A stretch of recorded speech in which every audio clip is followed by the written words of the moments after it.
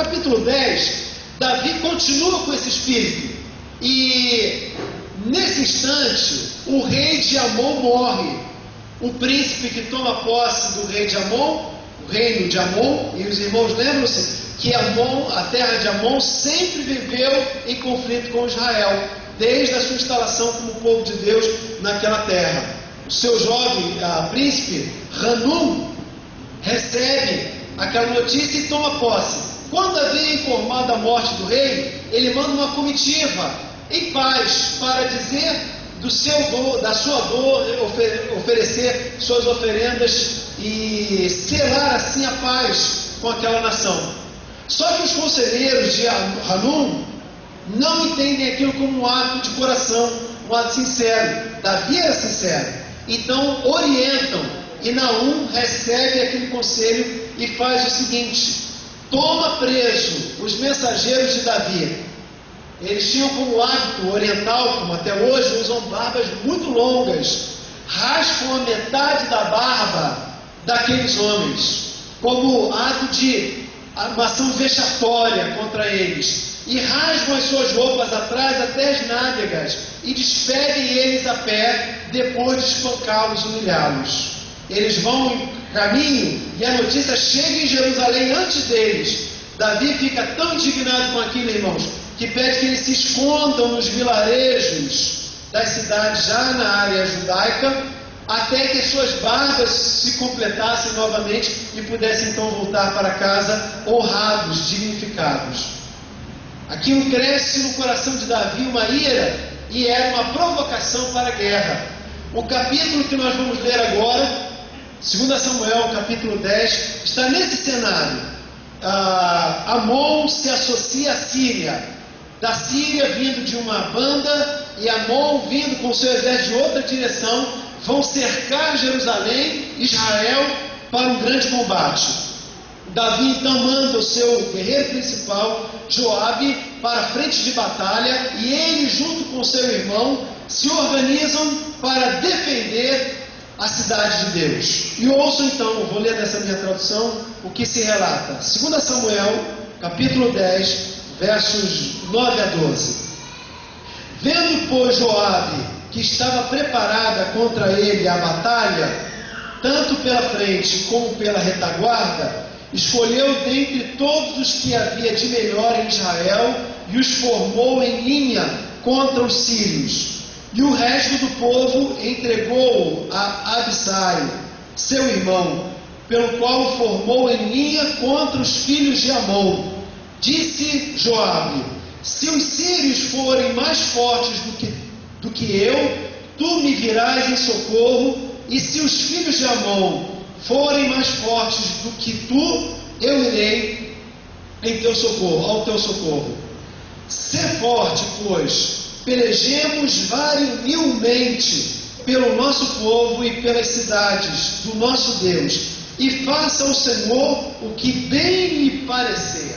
Essa é a palavra de Deus para os nossos corações, irmãos.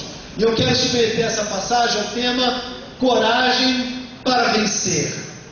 Nós estamos diante de um texto de um homem que estava em paz. Os irmãos estão lembrados do relato que eu citei dessa passagem. Davi, em momento algum, provocou a guerra, mas gratuitamente ela se levantou contra Israel, contra Davi. Isso parece muito no nosso cotidiano, não é, irmãos? Você está no seu trabalho, tranquilo, fazendo o que deve fazer, das melhores maneiras possíveis, e do nada uma oposição surge contra você. Você está querendo andar na presença do Senhor, ficar firme nos caminhos do Senhor, e do nada surge uma oposição. Se eu for perguntar aqui, quem tem adversário, nós provavelmente vamos encontrar alguns irmãos que hoje vivem uma luta, encontram-se com seus adversários. Outros não estão vivendo ela agora, viveram no passado, ou viverão, quem sabe, lá na frente. Mas, meus irmãos, ela chegará para nós. Os nossos conflitos, que nem sempre são pessoas que se levantam fisicamente contra nós, são no mundo espiritual ou no mundo psicológico, mas eles existem também. E nós, por muitas vezes, mesmo sem intencioná-los, nós nos deparamos com essas oposições. Nesse culto, que é o segundo do ano, eu quero chamar a sua atenção para essa mensagem. coragem para vencer. E eu quero mostrar nesse texto, sugerir para você algumas pistas que Davi nos aponta nessa passagem de como nós podemos vencer no meio das lutas que nós temos no nosso dia a dia. Nós obteremos coragem para vencer quando percebermos que não estamos sozinhos. Joabe, ele foi convocado pelo rei Davi para passa para a gente, querido, junto com o seu irmão, defenderem a cidade. Verso 11, um diz para o outro: olha, eu vou com a parte do meu exército defender contra os sírios, você defenda-nos no sentido contrário, contra o exército de Amon. Se eu fraquejar, você virá em meu socorro, mas se você fraquejar, eu irei no seu socorro. Meus irmãos, se eles entendem que não estão sozinhos, a esperança e a expectativa de vencer. Na nossa vida diária, se nós entendemos que estamos sozinhos, nós não teremos esperança de vencer. O que é a igreja, irmãos? A igreja é como uma grande fogueira. A coisa às vezes pega fogo mesmo, né? Hoje nós estávamos numa conversa com uma das pessoas aqui da nossa congregação, da nossa igreja, e um dos nossos líderes falou carinhosamente e acertadamente: às vezes a igreja é como família, couro come, né? A gente às vezes temos os nossos embates, as nossas lutas também. Mas sabe, irmãos, o que seríamos de nós se não fosse a igreja? A igreja, ela também é como uma fogueira, não só porque às vezes as coisas esquentam, não, mas é porque nós somos como muitos gravetos, todos incandescentes, cheios do fogo do Espírito Santo. E, irmãos, quando você agrega um gravetinho desse e coloca ali, você pega fogo rapidinho. Mas se tirar um graveto, inevitavelmente ele vai apagar. Nós, como membros desta igreja, nós, como membros do corpo de Cristo, somos chamados a entender que nós não estamos sozinhos. Nós temos parceiros. Se Joabe não pudesse confiar no seu irmão, ele estaria sozinho, estaria com a sua retaguarda desprotegida. Mas, meus irmãos, nós que somos crentes em Jesus, temos muitas diferenças, somos muito diferentes uns dos outros, mas se nós olharmos não para o que nos diferencia, mas se nós olharmos para aquilo que nos identifica, que é Jesus, nós veremos que somos parceiros. Fala para quem está do seu lado aí: ô irmão, meu parceiro. Bate aqui, irmão, meu parceiro. Isso. Você é meu parceiro. Nós estamos juntos. E olha, irmãos, se igreja é igreja, igreja é lugar de nós nos apoiarmos, nos motivarmos, nos incentivarmos. No final dos anos 80, por aí, do século passado, o maior edifício do Brasil era um edifício chamado Joelma, lá em São Paulo, na capital paulista. E em São Paulo esse edifício pegou fogo. E foi uma coisa surpreendente. Não tinha as comunicações, os meios de comunicação tão acelerados como hoje, mas as imagens da época falam de uma coisa que foi terrível, chocou o país inteiro, chocou a nação inteira. Mas um fato verídico que aconteceu, eu queria chamar a sua atenção. O Corpo de Bombeiros estava fazendo um trabalho exaustivo há muitas horas, e o edifício estava quase que dominado, já completado. O incêndio era muito pouco nos últimos andares e já estava o que já tinha acontecido já estava terminado e não tinha mais o que fazer. Os bombeiros já estavam guardando seus carros, enrolando seus qual é o nome daquele negócio? Mangueira, enrolando suas mangueiras, etc. E de repente, no meio da multidão, havia muitos corpos sendo socorridos. Imagina o drama, irmãos, a situação. Alguém no meio da multidão viu um movimento e falou: ih, eu acho que tem alguém ali. E o outro olhou: e também, parece que é uma pessoa, tem muita fumaça ali, mas parece que... E daqui a pouco surgiu uma convulsão naquela população ali embaixo, e eles começaram a gritar: tem mais um, tem mais um, tem mais um. Os bombeiros já estavam indo embora, então começaram a gritar, pedir: socorro, socorro, tem mais um, tem mais um, tem mais um. Então os bombeiros, sem saber o que fazer, era muito alto, muito além das escadas.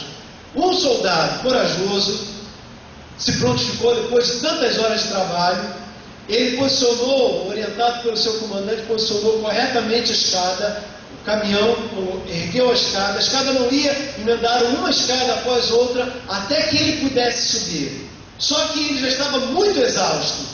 E a população ali embaixo, percebendo aquilo, começaram a incentivar, não mais indicar que havia mais de uma pessoa para ser salva, mas começaram a trabalhar e incentivar aquele bombeiro, que ele fosse, prosseguisse, não desistisse. E ele, com muito esforço, conseguiu alcançar o andar, atravessou as chamas, as fumaças, trouxe nos seus braços aquela pessoa e desceram em chão seguro, depositando aquela pessoa em segurança. Óbvio que houve aplausos, gritos, o nome dele apareceu na mídia, da época, etc. Mas o que eu chamo a sua atenção não é para aquela pessoa que estava para ser socorrida, não é nem para o que socorreu aquela vítima, porque esse era o seu papel. Mas eu chamo a sua atenção para aquela multidão, que somos nós aqui nesse momento. Eles viram uma necessidade, não podiam fazer, mas tinham alguém que poderia fazer. E o papel daquela multidão foi apoiar, gritar o nome daquele homem, incentivá-lo, que ele fosse até o fim da sua caminhada. Somos nós, irmãos, que temos uma missão. Esses irmãos que estavam ajoelhados aqui, somos nós que vamos mandá-lo. Como igreja, vamos comprar os docinhos todos, tá bom, Adriano? Aleluia, né? Pode botar docinho que a igreja, eu mesmo vou comprar, ajudar a comprar também. Nós queremos que esses jovens possam ir e sejam marcados pelo poder do Espírito Santo, impregnados, marcados para toda a sua vida dessa viagem missionária. São os nossos jovens que querem aprender música e nós vamos incentivá-los a prosseguir. São os nossos irmãos que querem trabalhar, que querem se dedicar. Cada um de nós, ao longo desse ano, esta igreja vai gritar o seu nome e vai dizer que estará ao seu lado, que vai lhe apoiar. Você quer ver um exemplo? Raquel, o que você faz na igreja? Secretária de seminário, o que você faz aqui com a gente? Oi? Dança. Fique em pé, Raquel. Ai meu Deus, ai meu Deus. Vamos dizer para ela, irmãos. Raquel, dance. Dance. Raquel vai dançar, irmãos. Hélio, lá atrás. O que você faz, Hélio? Muita coisa não serve. Fala uma coisa aí, Hélio. Você é diácono, fica em pé. Hélio, todos os diáconos, fiquem em pé. Vamos lá. Todos os diáconos fiquem em pé. Vamos ver os diáconos da nossa igreja, irmão. Setua uma bênção. Setua uma bênção. Podem sentar, diáconos. Podem sentar. Irmã Inês, o que a senhora faz? Comida. Zezinho, fica em pé com ela, sua namorada. Esses irmãos cozinham. Nilma, fica em pé. Você também cozinha. Neilma, perdão. Fique em pé. Quem mais cozinha ajuda na cantina da igreja? Fique em pé também. Se tem alguém que ajuda aí, né? Eu soube que a Márcia quer ajudar. Cadê a Márcia? Cadê a Márcia? Está aqui a Márcia, né? Pulei você, né? Cortei você do perdão, Márcia. Fique em pé também, Márcia. Vamos ver esses irmãos. Mexam as panelas. Vamos lá? Mexam as panelas. Glória a Deus. O que você fizer, irmão, nós estamos aqui para dizer: se tu uma bênção. Trabalhe na obra do Senhor, porque você não está sozinho. Mas pastor, eu não trabalho, não importa. Pergunte a quem está do seu lado: qual o seu problema, irmão? Vai lá, pode perguntar. Agora pode conversar, né? Qual o problema? Conta aí, conta. Conta para ele, conta para ele.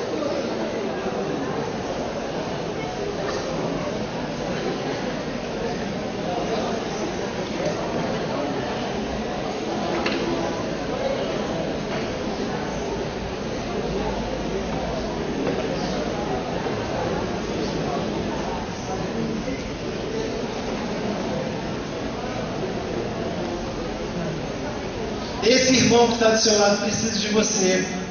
Se Joab não pudesse contar com o seu irmão, ele estava frito, mas você pode contar. Você vai com esse pedido de oração para sua casa. Você vai. Esther, fica em pé, Esther. Esther virou um ano nós estávamos aqui na igreja, nas nossas casas, festejando, ela estava internada, e nós não sabíamos disso. Júlio virou a madrugada de 31 para 1º, e ela estava sozinha com seu namorado de 82 anos. E olha, meus irmãos, essa senhora, essa semana, vai ter que desembolsar R$700 para pagar exames e comprar remédio, porque ela começou um tratamento seríssimo. Essa mulher precisa do apoio da igreja ou não, irmãos? Ela precisa do amor, da compaixão, da colaboração. Ela precisa que alguém leve ela no hospital lá no MEI. Ela precisa do nosso carinho. Meus irmãos, se nós não somos igrejas para isso, nós não prestamos para ser igreja. Igreja para ser o encontro de abraço, beijinho e irmos embora sem nosso compromisso, nós não prestaríamos. Mas nós estamos dizendo em nome do Senhor que nós obteremos coragem para vencer quando percebemos que não estamos sozinhos. Pode sentar, Esther. Em segundo lugar, esse texto nos ensina uma grande verdade. Esse texto diz que obteremos coragem para vencer quando nos movermos por uma missão, não por qualquer razão, mas nós nos movemos por uma missão. Ouça o que a palavra de Deus diz: ser forte, pois pelejemos varonilmente pelo nosso povo e pelas cidades do nosso Deus. Vou ler direito, né? Ser forte, pois pelejemos varonilmente pelo nosso povo e pelas cidades do nosso Deus. Eles estavam fazendo aquilo não era porque era uma atividade remunerada, mas eles tinham o senso de uma missão. Eles estavam fazendo para Deus. Quando você varre a igreja, você varre para Deus. Quando você louva ao Senhor, você louva para Deus. Quando você dizima para Deus. Quando você pega um ônibus para ir para o seu trabalho, você pega o seu ônibus para Deus, porque lá no seu trabalho você não vai servir o seu patrão, você vai servir a Deus. Quando você está cozinhando em casa, passando a roupa do seu marido, da sua filha, dos seus filhos, quando você está elogiando a sua esposa, quando você está cuidando deles, quando você está orando, o que você estiver fazendo, você está fazendo para Deus. Por isso, meu irmão, você tem uma missão. O grande problema é quando nós não entendemos isso e vivemos uma vida como se fosse para nós mesmos. Quando nós vivemos para nós mesmos, nós vivemos egoístas, de forma egoísta. E de forma egoísta nós perdemos o foco de Deus e não vemos o poder de Deus agir. Quando você trabalha para você, é para você que você trabalha.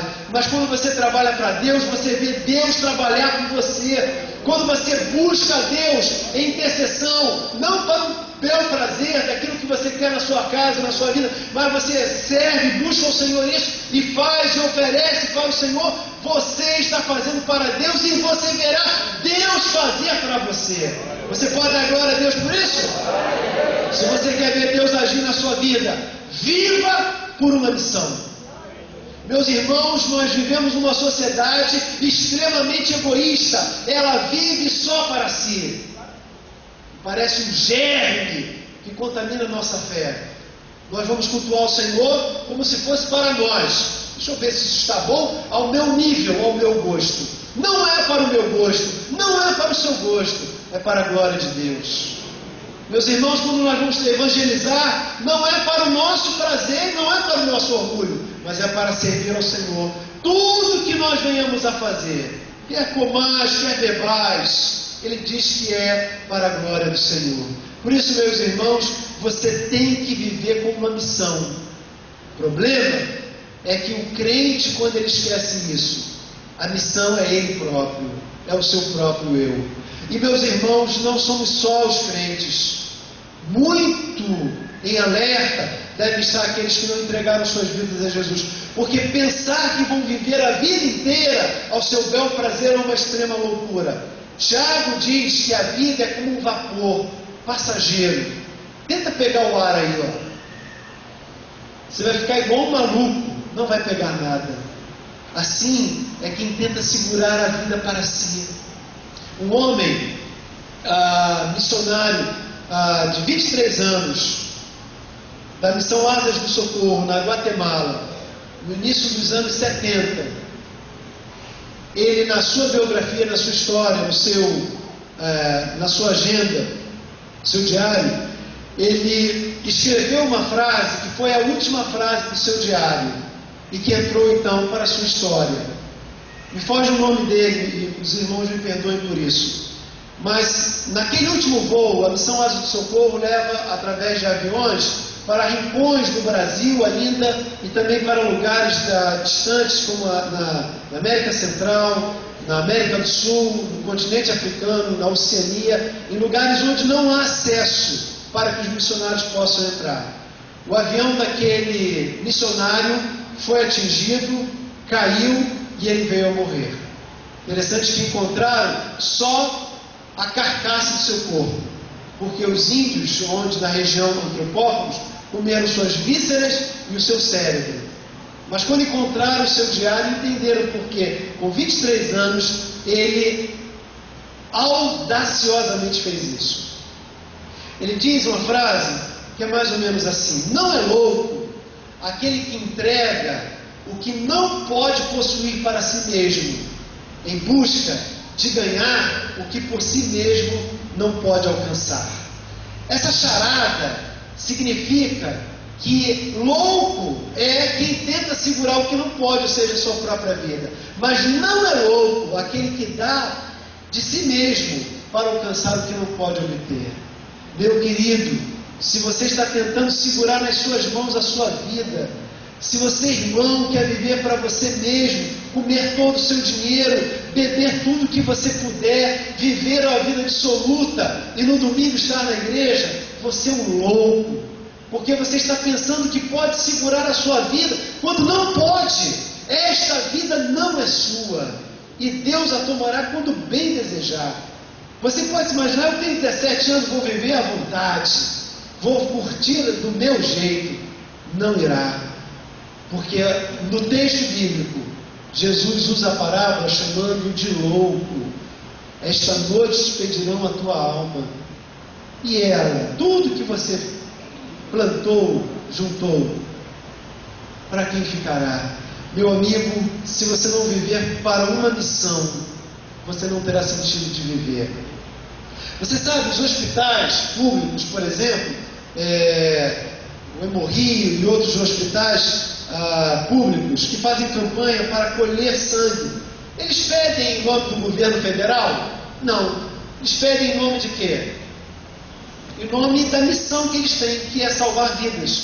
Doe vida. Os orfanatos pedem doações com o nome do CNPJ? Não. Por quê? Porque ninguém doa nada para um CNPJ. Nós doamos quando estamos doando para uma grande missão, que entendemos que valerá a pena investir. Nós não chamamos você para dedicar, membro dessa igreja, para dedicar sua vida em nome do CNPJ dessa instituição. Nós até somos uma instituição, mas antes de sermos uma instituição, uma organização, nós somos um organismo. E chamamos você a entregar a sua vida nesta igreja. Meu querido, que no ano de 2012 você se derrame nessa obra, você dê o sangue por essa obra, não por esse prédio, não por esse pastor, não pelo nosso CNPJ, ainda bem, mas pelo Senhor que salvou a sua vida, porque você tem uma missão. Em último lugar, esse texto me chama a entender que eu vencerei, eu terei coragem para vencer, se eu entender o que ele fala no finalzinho do versículo 12, que nós venceremos se nós permitirmos que Deus seja Deus em nossa vida. No final do versículo 12 está dizendo assim, eu vou ler o 12 inteiro: sê forte, pois pelejemos varonilmente pelo nosso povo e pelas cidades do nosso Deus, e faça o Senhor o que bem lhe parecer. Tanto Joabe como seu irmão tomam uma decisão. A nossa parte nós faremos da melhor maneira possível. O resto Deus fará por si. Nós deixaremos que Deus faça o seu milagre. Tanto Joabe como Abisai, eles escolhem fazer o seu melhor e deixarem Deus agir nas suas vidas. Meu querido, às vezes nós queremos muito que isso aconteça, ou aquilo se realiza na nossa vida, e porque queremos nos esforçamos demais, mas não deixamos tempo ou espaço para que Deus faça o melhor dele, o querer dele. O convite é que você no ano de 2012, faça o seu melhor, mas deixe Deus ser Deus na sua vida. Naquilo que você tem tentado tanto, nos últimos anos, ao longo de 2011, não conseguiu, é o script que Deus precisa para Ele mostrar que Ele é Deus poderoso na sua vida, na sua família, na sua história. O fato é que para que isso aconteça, eu preciso estar totalmente no centro da sua vontade. O problema está no capítulo 11. Você tem 9, 10, e quero fechar com o que aconteceu no capítulo 11. Joabe foi vencedor, Absai foram vencedores. Os moabitas escorregaram pelo ribeiro próximo a Gileade. Davi foi com seu exército, desbaratou-os e os venceu. Só que os sírios se reorganizaram e Amon se reorganizou também.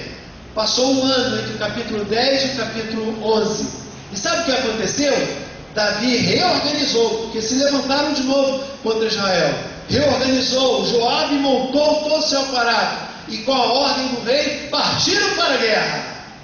Só que foram somente eles. Davi ficou no seu palácio. E Davi achou que estava tudo muito bem, porque a guerra anterior foi uma beleza. Um ano atrás foram vitoriosos. Deus mostrou a sua glória e o seu poder. Ótimo. Davi ficou no palácio, na cobertura, e andando um belo dia pela cobertura, o que ele viu? Uma morenaça. Que morena! E ele ficou encantado por aquela mulher. Diz o texto que ela estava se banhando, devia estar despida. E Davi não suportou. Enquanto seus soldados estavam em guerra, Davi descansando, distraidamente, não vigiando, pecou com Betsabá. E o resto da história os irmãos conhecem bem. Mas graças a Deus, irmãos, que no Salmo 51, verso 10, ele orou pedindo ao Senhor que Deus lhe desse um novo coração, um puro coração, e que aquilo fosse a grande oração do seu ministério. Cria em mim, ó Deus, um coração puro e renova dentro de mim um espírito inabalável. 2012 precisará que você esteja em alerta, vigiando, para que você não caia também. Mas talvez tenhamos chegado nesse encontro com alguma área da nossa vida fora do foco, sem atenção. Essa é a noite para você fazer a oração de Davi. Que tal você deixar de novo Deus ser Deus na sua vida? Davi orou: ó Senhor, cria em mim um coração puro, um coração novo, um coração inabalável. E essa pode ser a sua oração nesse momento. Se você quer pedir que Deus reconstrua a sua missão e lhe dê um rumo novo, abençoador, de progresso, de vitória, tornar corajoso para vencer as suas lutas no ano 2012, feche seus olhos e ore ao Senhor agora nesse momento. Esse não é um momento para você olhar para lugar nenhum, mas é para você olhar para dentro do seu coração e pedir ao Senhor a mesma súplica que Davi fez. Cria em mim, ó Deus, um coração puro e renova dentro de mim um espírito inabalável. Você talvez esteja visitando esta igreja, esteja se perguntando: como eu posso fazer para ter um coração puro diante de Deus? Se eu sou um pecador, se eu tenho andado longe dele, há uma oração que você precisa fazer nesse momento, nesse instante. Se você reconhece que precisa de Jesus, ore dizendo assim: Senhor, perdoa os meus pecados, lava minha alma, Senhor, nesta noite, nesse lugar. E eu te entrego a minha vida e convido que o Senhor, entrando em mim, faça morada. Eu aceito a Jesus como Senhor de minha vida. Talvez você entrou aqui crente em Jesus, mas andando longe dele. Talvez afastado dos caminhos do Senhor, da comunhão da igreja há algum tempo. Que tal voltar, querido? Volte para o Senhor. Volte para o Senhor. Volte para o Senhor. Ore dizendo: Senhor Jesus, eu lhe peço perdão pelos meus pecados, porque eu tenho andado longe, mas vem agora na minha vida, Senhor. Eu refaço o meu altar contigo. Eu lhe entrego novamente o comando da minha vida. Eu quero voltar para a tua casa de oração. Eu quero ser só teu de novo, Senhor. Talvez tenhamos crentes que não são em nenhum dos casos citados anteriores, mas que também precisam orar por uma área ou específica ou outra específica da sua vida. Ore ao Senhor também, irmão, e diga ao Senhor: ó Pai, lava o meu coração, esta área específica do meu viver, e me ajuda a andar na tua presença, pois eu também quero um coração novo, um coração puro também. Cria em mim, ó Deus, um coração puro, e restabelece dentro de mim, Senhor, um espírito inabalável. Eu oro de verdade, em nome de Jesus. Amém.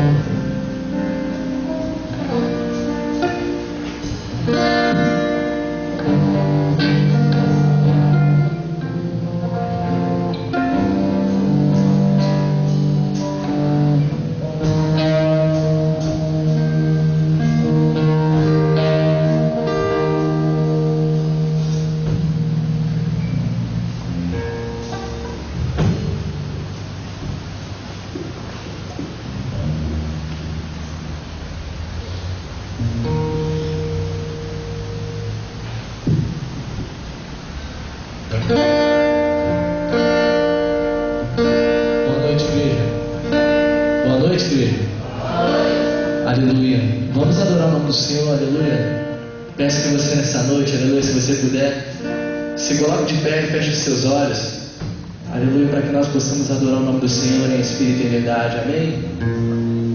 Aleluia. Vamos louvar assim. E dessa estrada eu não me desvio nunca mais, e estou firme, eu não me desvio nunca mais. E dessa estrada eu não me desvio nunca mais, estou firme, e eu me desvio nunca mais. Vou avançar, eu vou crescer, ninguém vai me deter. Meu alvo é Cristo, meu alvo é Cristo. Vou avançar, eu vou crescer, ninguém vai me deter. Meu alvo é Cristo, meu alvo é Cristo.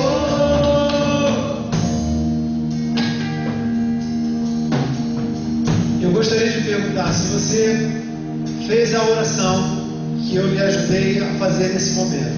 Se você fez esse ato de entrega ao Senhor, vou pedir que você só faça um sinal. Nós não vamos convidar que você venha à frente, mas eu quero identificar. Se você deseja, se você quer entregar sua vida a Jesus, faz só um sinal com a sua mão, eu vou identificar você e vou pedir que Deus abençoe você. Deus te abençoe, querido. Mais alguém quer entregar sua vida a Jesus? Eu estou vendo você lá atrás e a senhora aqui também. Você quer. Deus abençoe vocês. No final do culto, eu vou convidar que vocês venham aqui à frente para eu poder orar e conversar com vocês, tá bom? Vamos adorar ao Senhor. Estamos chegando ao finalzinho desse culto. Queremos desejar a bênção do Senhor sobre sua vida.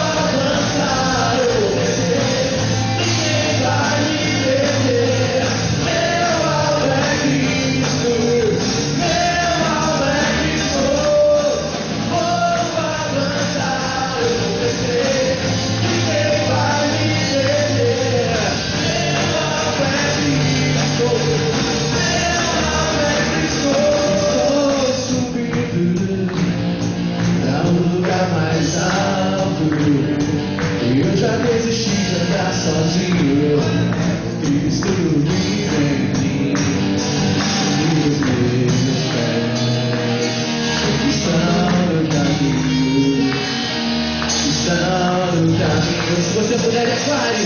E essa estrada, eu não preciso mais. Estou livre. Eu não preciso mais. Não avançar e descer. Ninguém vai me ver. Meu alvo é Cristo. Vou avançar e descer. Ninguém vai me ver. Meu alvo é Cristo. Meu alvo é Cristo. Vou avançar.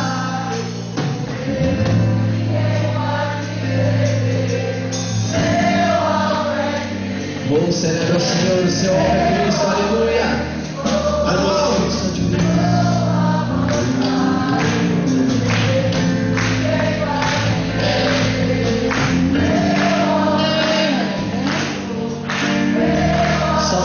Somente o vídeo agora.